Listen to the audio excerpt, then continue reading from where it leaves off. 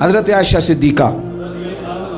رضی اللہ تعالیٰ عنہ فرماتی ہیں ایک عورت تھی اور اسے نبی پاک صلی اللہ تعالیٰ علیہ وسلم نے وہ کلمہ پڑھ کے مسلمان ہوئی، مدینہ طیبہ آ گئی تو حضور نے مسجد نبوی شریف میں اس کے لیے مکان، ایک سادہ سا کمرہ ساتھ مسجد کے بنوا دیا، وہیں رہنے لگی۔ اکثر وہ سیدہ طیبہ کے پاس آتی تو حضرت عائشہ صدیقہ رضی اللہ تعالیٰ عنہ فرماتی ہیں وہ بڑی باتیں سناتی اور آخر میں کہتی وہ ہار والا دن بھی بڑا عجیب دن تھا اور میرے رب کی قدرتوں کا دن تھا، وہ بھی بڑا عجیب دن تھا۔ سیدہ عائشہ صدیقہ رضی اللہ تعالیٰ عنہ ایک دن فرمانے لگی کہ تو ہار والے دن کا بڑا ذکر کرتی ہے، وہ کیا دن تھا؟ تو خاتون کہنے لگی اماں جی وہ دن تھا جب میرے رب پر بھروسہ اور مضبوط ہو گیا،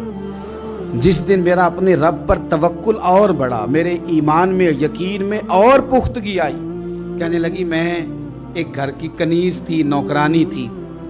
اس گھر میں ایک بچی تھی جس کے پاس سونے چاندی ہیرے جواہرات کا ہار تھا۔ اس زمانے میں چمڑے کے اوپر لوگ ہیرے جواہرات لگاتے تھے، کئی دفعہ سرخ رنگ کے چمڑے پہ لگائے جاتے تھے، وہ بچی پہنتی تھی تو کہتی ہیں وہ بچی کے اس نے اتار کے رکھا یا اس سے گرا وہ ہار تو چیل اسے اٹھا کے لے گئی گوشت سمجھ کے اور میرے سامنے اٹھا کے لے گئی۔ گھر والوں نے مجھ سے پوچھا، یہ بخاری میں موجود ہے، گھر والوں نے پوچھا مجھ سے کہ وہ ہار کہاں ہے تو میں نے کہا چیل اٹھا کے لے گئی۔ گھر میں کچھ چوری ہو جائے تو سب سے پہلا الزام کس پہ لگتا ہے؟ ملازمین پہ۔ کہتے انہوں نے مجھے بڑا مارا، بڑی تکلیف تھی، حتیٰ کہ میری شرمگاہ تک کی تلاشی، میری عزت اتنی خراب کی میں بتا نہیں سکتی۔ میں نے اپنی زندگی میں ایک واقعہ دیکھا، ایک امیر گھر میں چوری ہو گئی، ملازم کو اتنا مارا کہ وہ چارپائی پہ پڑ گیا، پولیس والوں سے اتنی مار پڑوائی گئی کہ وہ بیچارہ چارپائی پہ پڑ گیا اور پھر وہ اتنا بیمار ہوا اور کچھ دنوں کے بعد پتہ چل گیا کہ چور تو اپنا بیٹا ہے ان کا، پھر اس کا انتقال ہو گیا۔ اب وہ سیٹھ صاحب اور گھر والے آ کے مرنے والے کے کان میں معافیاں مانگ رہے ہیں، کان میں۔ تو میں نے ان سے پھر کہا تھا کہ یہ تو اب چلا گیا ہے، تمہارا زور چلتا تھا تو تم نے قانون خریدا اور تم نے اسے جس نہ ہو سکا تم نے اسے مار پڑوائی،